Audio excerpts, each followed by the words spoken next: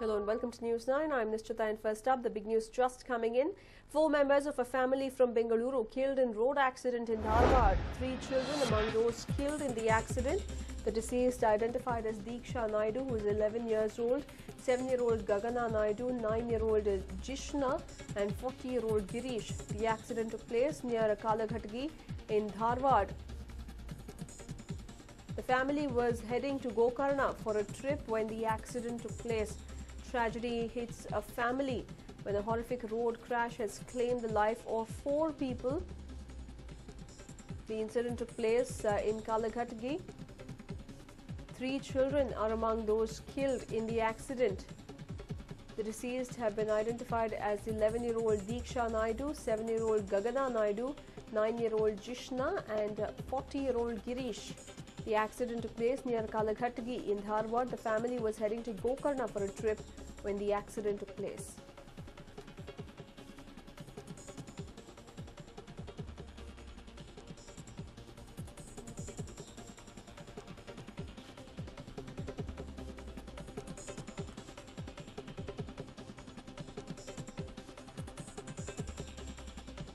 Well, in fact, the car rammed into a tree. That's when the accident took place. The impact of the collision was such that 4 people inside the car have lost their lives. The 4 include 3 children. 4 Bengalurians were headed to Gokarna for a trip, but their trip turned tragic when the car they were travelling in rammed into a tree in Kalaghatgi.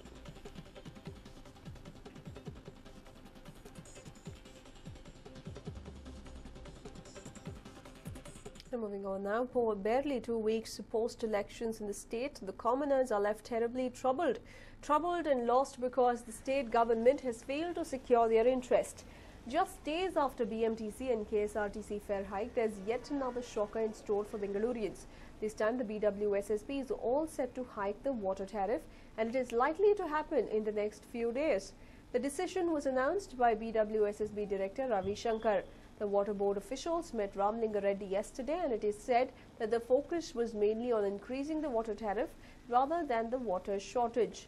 The BWSSB is said to be incurring severe losses, which is why they have been unable to purchase latest machinery or undertake repair works. The BWSSB director said that this is the reason for the hike in tariff and also submitted a proposal to Siddaramaiah. BWSSB still owes 189 crore rupees to the state government. The BWSSB needs 117 crore rupees to fix the borewell as well. Every time it rains, the BWSSB has to undertake repair works and has financial assistance from the government for the same. It is said that the BWSSB had also proposed a hike in tariff during BJP's reign, which was turned down. Well, the director also said that there had been no change in water tariff for the past 10 years. Let's not forget that this comes just a few days after a rude shock awaited Bengalurians when BMTC as well as KSRTC hiked their fare. Apart from that, the Power Ministry announced a load-shedding decision. The toll gate fee was hiked. It almost seems like the government was only waiting for the elections to pass to drop all these unpleasant news to the people of the state. In fact, just a few days after the BMTC hiked fare, sparking protests from citizens, even KSRTC hiked fare. KSRTC bus fare was hiked by almost 8%, whereas BMTC had hiked its fares by 15%, becoming the costliest bus service in the country. The fare per kilometre, that was 42 paise in 2008, is now 86 paise. The government also gave its green signal to the 5 ESCOM companies which had proposed an electricity tariff hike of 66 paise per unit. With the proposal now being sent to KERC, it's only a matter of time before the regulatory board announces the current shocker.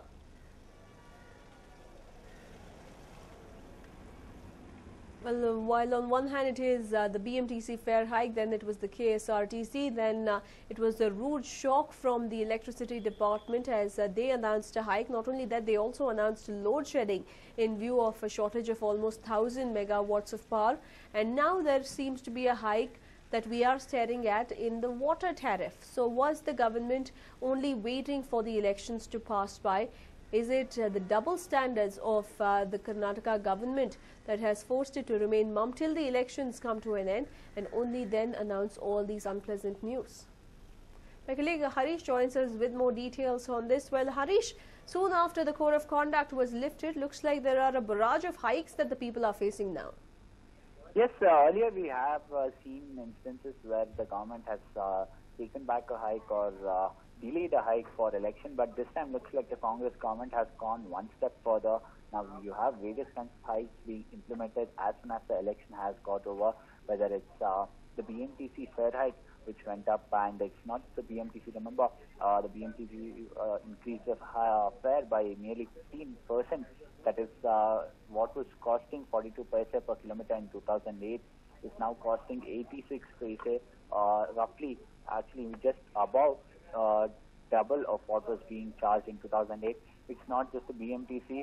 Several other state transport corporations, whether it's the KSRTC or the Northeast RTC Road Transport Corporation or the Northwest Road Transport Corporation, all of them have hiked their fare as well.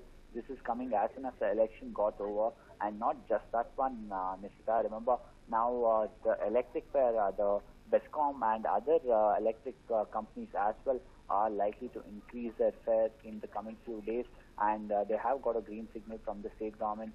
And now the latest news is that BWSSP2 is likely to increase its tariff in the coming few days, and they have already had a round of meeting with the district in charge minister Ramlinga Reddy about that, and the information is that they have got green signal for increasing the tariff for BWSSP water.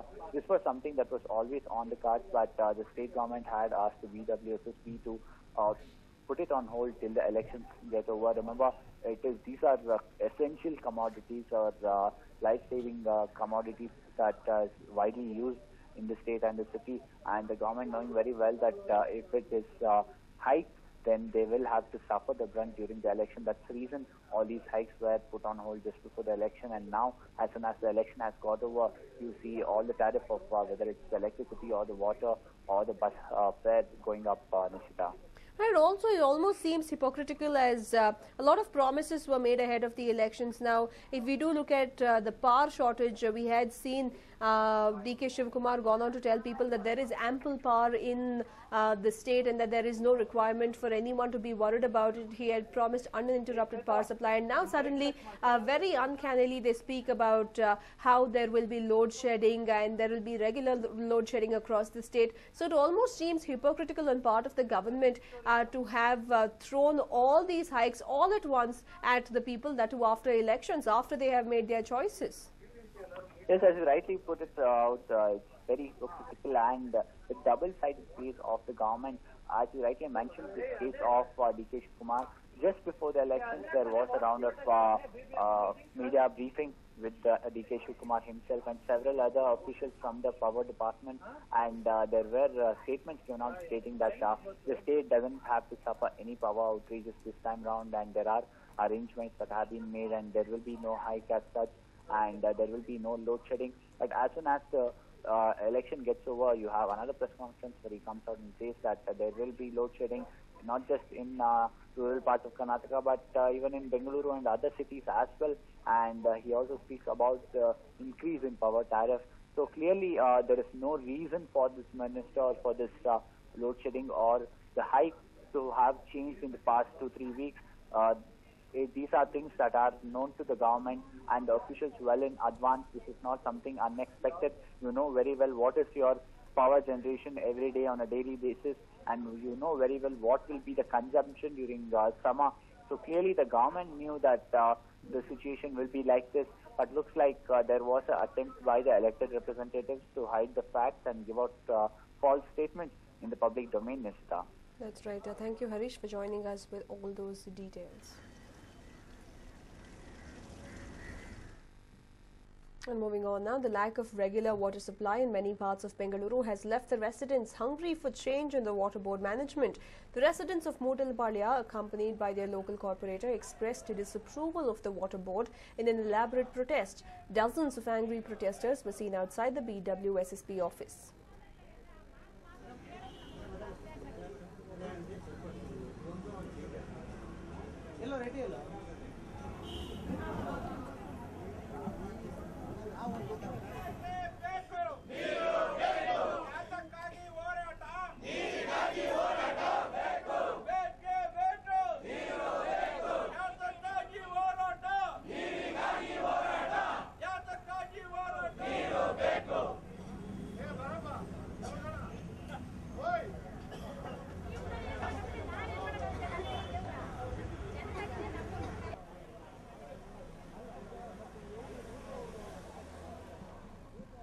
Well, there we have it. In fact, protests that were seen outside the BWSSB office in Moodalpalia, armed with empty water pots and shouting slogans. All they demanded was for a regular supply of water this summer.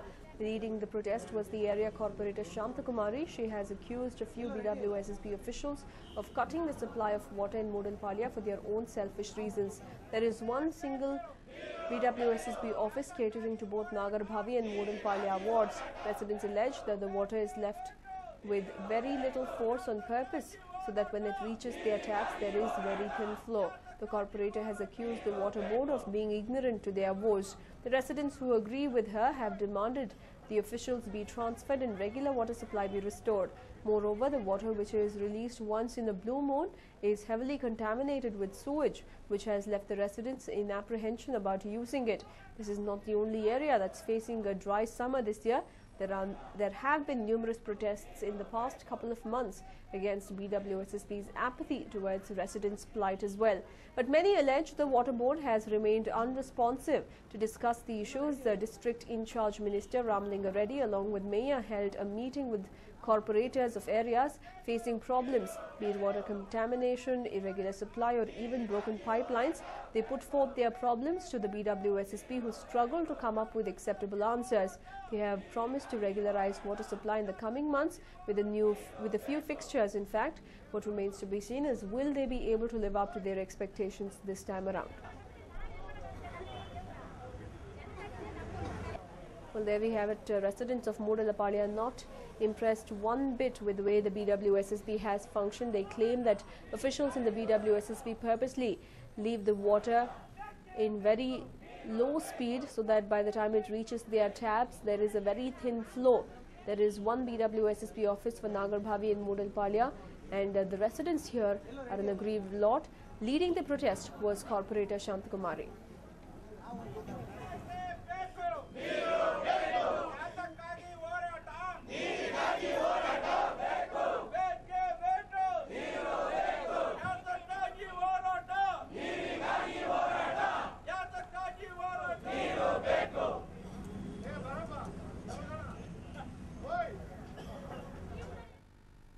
ಸುಮಾರು 5-6 ತಿಂಗಳಿಂದ ನಮಗೆ ನೀರಿನ ಸಮಸ್ಯೆ ಇದೆ. 20 ವರ್ಷದಿಂದ ಕಾವೇರಿ ನೀರಿನ ಏನು ಸಮಸ್ಯೆ ಇರಲಿಲ್ಲ ನಮಗೆ. ಬೇಸಿಗೆ ಕಾಲದಲ್ಲಿ ಕಳೆದ ವರ್ಷ ಬೇಸಿಗೆ ಕಾಲದಲ್ಲೂ ನಮಗೆ ನೀರು ಕೊಟ್ಟಿದ್ದಾರೆ ಜಲಮಂಡಳಿಯವರು. ಆದರೆ ಕೆಲವು ಅಧಿಕಾರಿಗಳ ಕುತಂತ್ರದಿಂದ 5-6 ತಿಂಗಳಿಂದ ಈಗ ಇಲ್ಲಿ ರಾಜಕೀಯ ಮಾಡಿಕೊಂಡು ನೀರಲ್ಲಿ ರಾಜಕೀಯ ಮಾಡಿಕೊಂಡು ನಮ್ಮ ಮೂಡ್ಲಪಾಳ್ಯ ವಾರ್ಡ್ಗೆ ಸಮಸ್ಯೆ ಮಾಡ್ತಾ ಇದ್ದಾರೆ. ಇದೇ ರೀತಿ 5-6 ತಿಂಗಳಿಂದ ನಾನು ಸುಮಾರು ಅವರ ಕಚೇರಿಗೆ ಹೋಗಿ ಹೇಳಿದೆ, ಅಧಿಕಾರಿಗಳನ್ನ ಸ್ಥಳಕ್ಕೆ ಕರ್ಕೊಂಡೋಗಿ ಮನೆಗೆ ನಾವು ನಲ್ಲಿನ ಬಿಟ್ಟು ತೋರಿಸಿದ್ದೀವಿ, ನೀರು ಬರ್ತಾ ಇಲ್ಲ. ಆದರೂ ಅಧಿಕಾರಿಗಳು ಹೇಳ್ತಾ ಇದ್ದಾರೆ ಅಲ್ಲಿ ಒಬ್ಬರು ನಾಗೇಶ್ ಅಂತ ಒಬ್ಬ ವಾಲ್ಮೆನ್ ಏನಿದ್ದಾನೆ ಆ ಮನುಷ್ಯ ತುಂಬ ಅವ್ರ ಐಆರ್ ಆಫೀಸರ್ಗೂ ಕೂಡ ಗೌರವ ಕೊಡಲ್ಲ, ಅವ್ರ ಮಾತು ಕೇಳಲ್ಲ. ಅದಕ್ಕೆ ಅವ್ರು ಏನು ಹೇಳ್ತಾ ಇದ್ದಾರೆ, ನಾನೇನು ಹೇಳ್ತಾ ಇದ್ದೀನಿ, ಈಗ ನಮಗೆ ನೀರು ಕೊಡಿ, ಅವ್ರನ್ನ ಟ್ರಾನ್ಸ್ಫರ್ ಮಾಡಿ. The core areas do not pose that much of a problem, except probably a few connectivity issues. Major problems are in the outlying CMC and TMC areas, which have been included in the BBMP area.